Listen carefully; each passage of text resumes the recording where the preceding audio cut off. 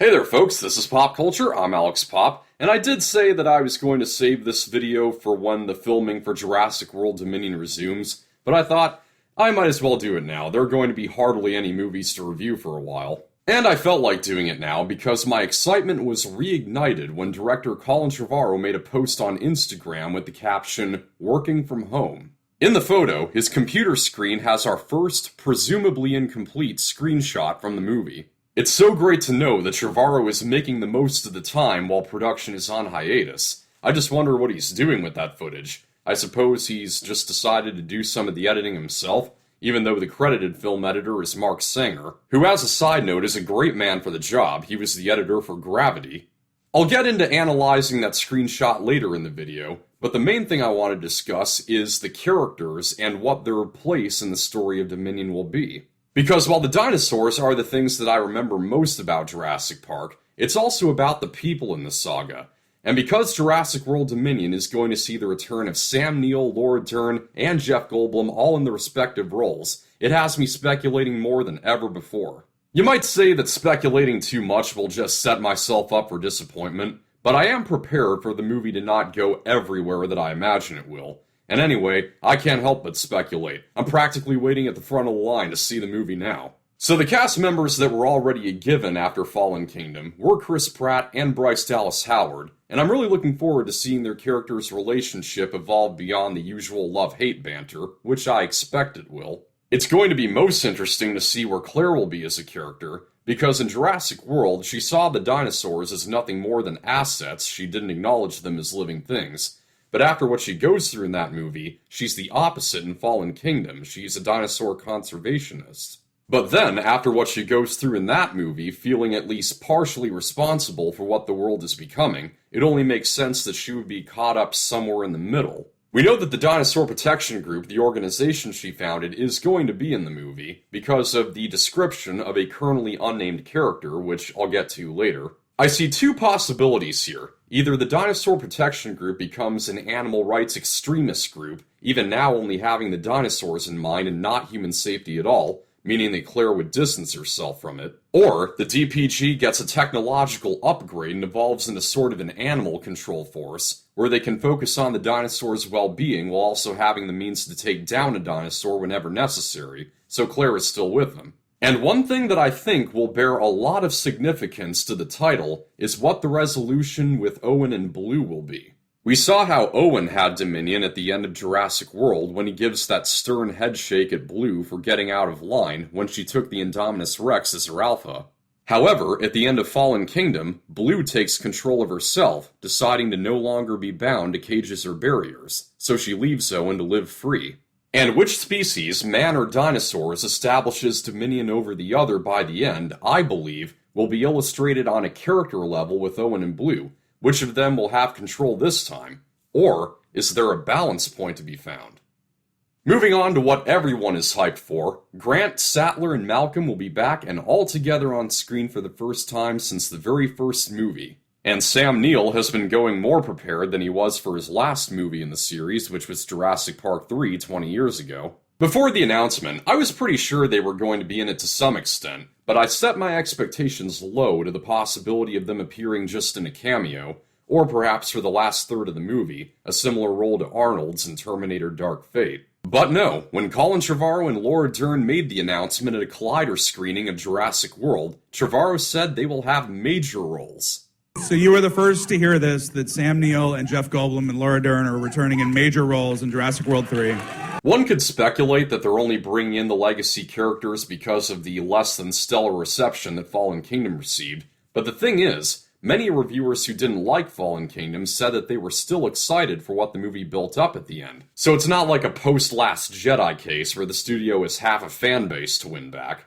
And here's what Trevorrow had to say in an interview with Empire magazine about why these characters were not in Jurassic World but are showing up now. We'd have to come up with the reason why Ellie, Malcolm, and Grant all went to the theme park on the exact same day it broke down, again. The next film allows the legacy characters to be a part of the story in an organic way. Emily Carmichael and I call it Jurassic Park 6, because it is. I'm completely behind that. Back in 2014, when I saw that Neill, Dern, and Goldblum were nowhere among the cast listing for Jurassic World, I was disappointed at first. But when I thought about it, there was really no sensible reason that any of their characters would go back to the island again, even if they knew that the park had been safe and operational for 10 years. It was already a big reach for Dr. Grant to go back to an island of dinosaurs just for a check in Jurassic Park 3. But now, the park is here, which I still say has to be the tagline, so Grant, Sattler, and Malcolm are forced to live with this dino pandemic. That opens up all the possibilities. So based on all this, I've got confidence in Trevorrow's handling of these old characters. How they'll be incorporated into the story, I really don't know. I can only imagine that they're still trying to stay as far away as possible from the peril they hoped they'd never have to face again. But fingers crossed, we can bet on Grant and Sattler being an item again. It seems that one of Trevorrow's priorities with this trilogy is righting some of the wrongs of Jurassic Park 3. We saw this in Jurassic World with the T-Rex breaking through the Spinosaurus skeleton to enter the fight to bring down the Indominus Rex, which was totally rad. So Jurassic World Dominion can be where Alan and Ellie get back together after they were split in Jurassic Park 3 for no good reason other than for Ellie to have somebody that she can call to save everybody at the end. Now, of course, it should be remembered that as far as we know right now, Ellie is married, and I certainly don't want this adventure to be marred by a subplot about infidelity. But they could easily write Mark Degler out by simply saying that he divorced Ellie some years earlier, giving her and Alan a moral chance to return to each other. If that happens, I'd be a real satisfied fan. And something that we absolutely must see in this movie is Dr. Grant's evolution. What are you and Ellie gonna do now if you don't have to pick up dinosaur bones anymore? I don't know, I guess. Guess we'll just have to evolve too. He tried to keep his paleontology business going for as long as he could, but we saw in Jurassic Park 3 how it was struggling after the world learns of the two islands where dinosaurs live and breathe. And then, for 10 years, Jurassic World was open for everyone on the planet to see the dinosaurs for themselves. And on top of that, they're now living among us, meaning that Grant's paleontology business is dead and buried, no pun intended. So what we needed to see is the payoff to that line from the first movie, how Grant has evolved after the thing that he dedicated his life to is now a lost cause. Now, when Chris Pratt announced on The Ellen Show that he was leaving the day after to film Jurassic World Dominion, he said that the big reunion in this movie makes it feel like Avengers Endgame. It's got everybody. It feels kind of like... the original cast, everybody's in it. Yeah, it's got pretty much everybody in it. Now, I'm sure by everyone coming back, he doesn't mean every single character from the past films, but it does beg the question, how many other familiar faces will we see? Well, one that is highly probable is Tim Murphy, now in his late 30s, because shortly before filming started, Joseph Mazzello tweeted, "I think it's time to get back to work. What do you say, gang?" That's not an official announcement, but the fact that he wrote something as cryptic as that could imply that he's returning to Jurassic Park right about the time that filming began, I would think is more than a coincidence. And if he is in the movie, it's more than likely that Ariana Richards will also return as Tim's sister Lex. Though the two siblings could easily be living in different places now, which, depending on how the story goes, may only allow for Tim to be a part of it. So those two are likely candidates for a comeback, and to stretch out my neck a little further, we could see a moment or two of Ian Malcolm's personal life, which could equate to a cameo from Julianne Moore as Sarah Harding, who may now go by Sarah Malcolm if Ian is no longer only married occasionally. And that would also leave the possibility open for Vanessa Lee Chester to briefly reappear as Kelly, and even a first-time introduction to Malcolm's other two children. If we're talking about characters from Jurassic Park 3, I would not at all care to see Paul and Amanda Kirby in this movie, but having now 33-year-old Trevor Morgan return as Eric Kirby, I would welcome. He was one of the few good supporting characters of that movie. I wouldn't bet on him appearing in Dominion, but it'd be cool. The only one from JP3 that I think has a moderate chance of appearing is Billy Brennan. It's conceivable that he still works with Dr. Grant, even if it's not on paleontology anymore.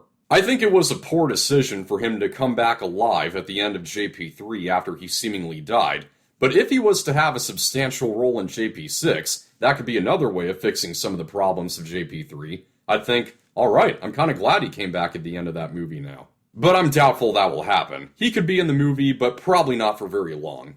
Now, we do know that a slew of supporting characters from the two previous Jurassic World movies will be in this one. Not only are Daniela Pineda and Justice Smith both returning as Z and Franklin, but we have Omar Sy and Jake Johnson back as Jurassic World side characters Barry and Lowry. I imagine that all of the roles will be reduced, though, to make room for the OG characters. But one returning character who definitely should have a main role in the movie is Macy Lockwood. She will once again be played by Isabella Sermon, whose first acting role was for Fallen Kingdom, which she was outstanding in. I'm surprised she hasn't picked up any more roles since. Though I imagine she may be a little on the sheltered side since she comes from a Christian homeschooling family. I know a bit about what that's like. Not saying there's anything wrong with it, though. Homeschooling is awesome, and Jesus is my man. Though evidently, I was more sheltered. I had to wait until I was 13 to see these movies, and before the age of 13, she gets to be in one of them. Lucky little twerp.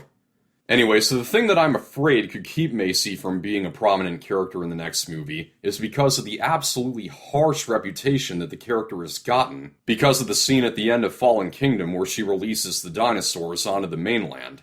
Now, I've made this clear before, and I will say it again. I am 100% at Macy's defense. I do not blame her for a thing. She did what any little kid in her situation would think was the right thing to do. You can say that that scene was a case of bad writing. I disagree, but that's fine. And while I am completely aware that she's a fictional character, the things that I've seen said about this sad, confused little girl who acted on an impulse are nothing short of heinous. Such comments as calling her a psychopath or a mass murderer. I even saw one instance of someone saying, "I would beat the bitch up."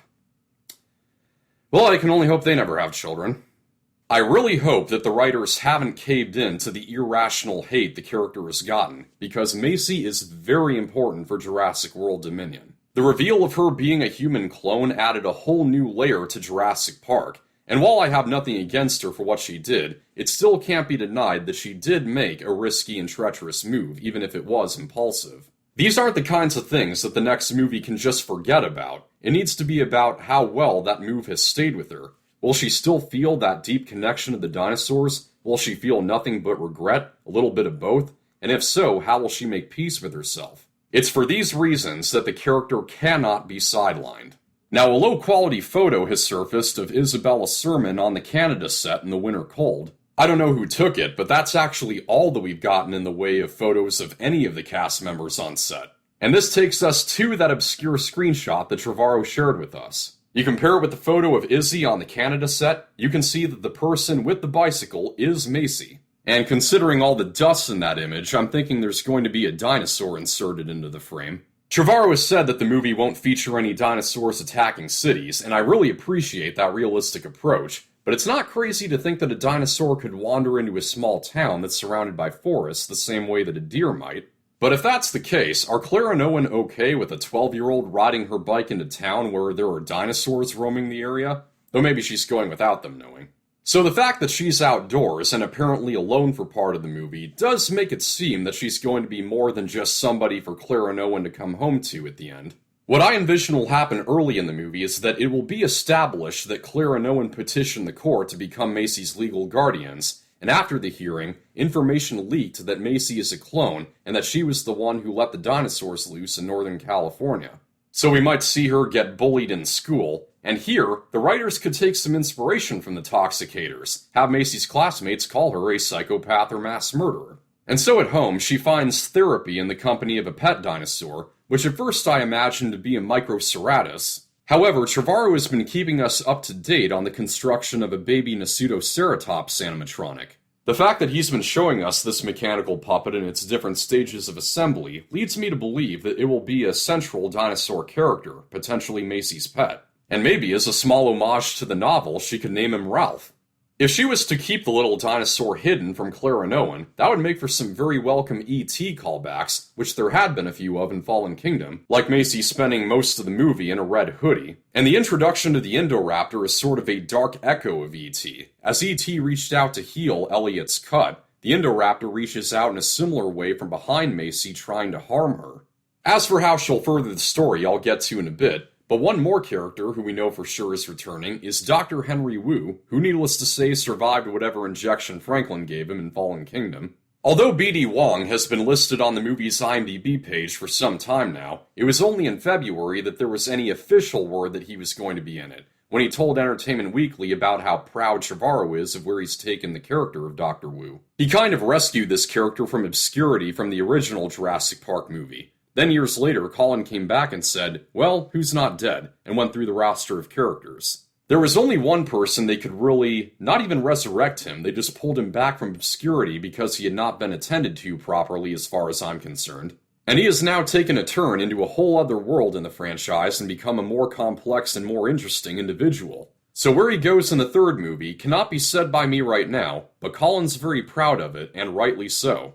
Knowing that this trilogy has taken inspiration from the Michael Crichton novel of What to Do with Wu's character, I'm going to call it now. Dr. Wu will meet the same fate as he did in the book, and if so, it will no doubt be at the claws of Blue, the creation of his that really inflated his ego. His blood's contaminated. I designed this animal myself.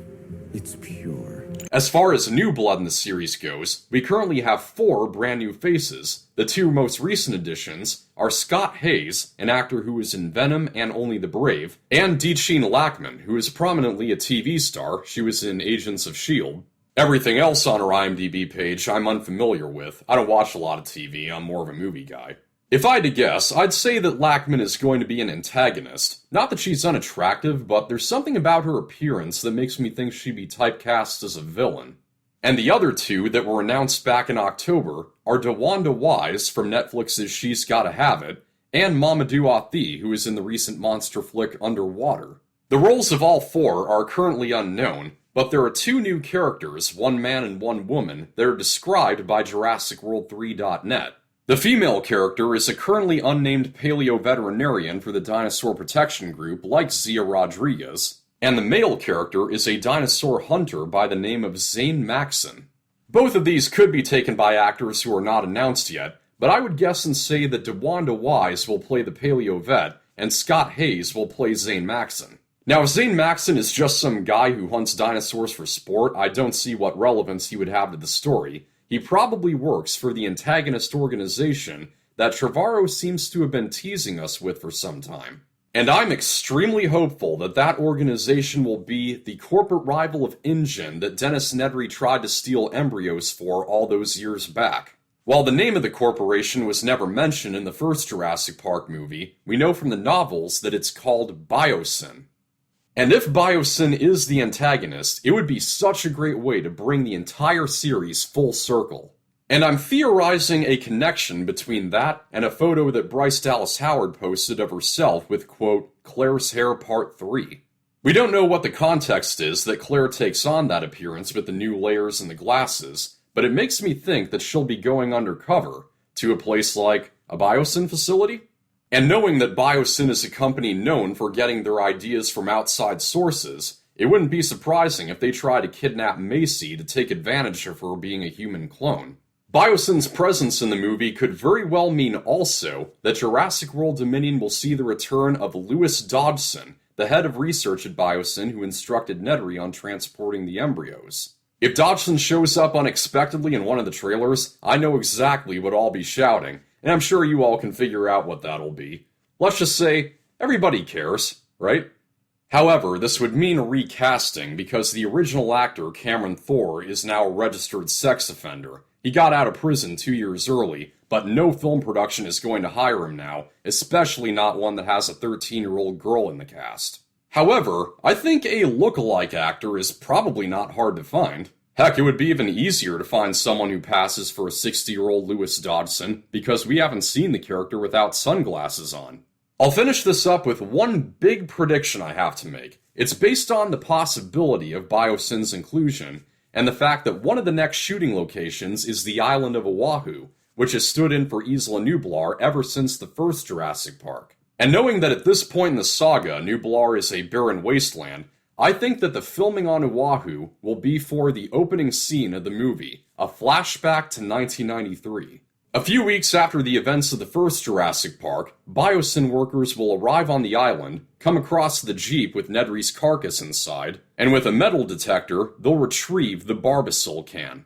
The embryos will be long since expired, but if the DNA can survive millions of years of fossilization, it'll still be useful after a few weeks in a canister.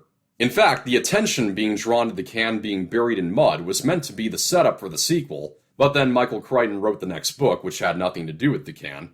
Not that the Lost World movie had a lot to do with the book, but the location of Isla Sorna was the same. So as it stands now, that close-up shot of the can is just kind of there in the first movie with no real significance. So if my idea comes to be, and that's even if Biosin is in the movie, it would tie up that small loose end that's been hanging for 28 years. But hey, they could have better plans than anything I can come up with. There are certain things that I am expecting of this movie, but like I said, I'm not weighing it against all my own ideas. That spells certain disappointment.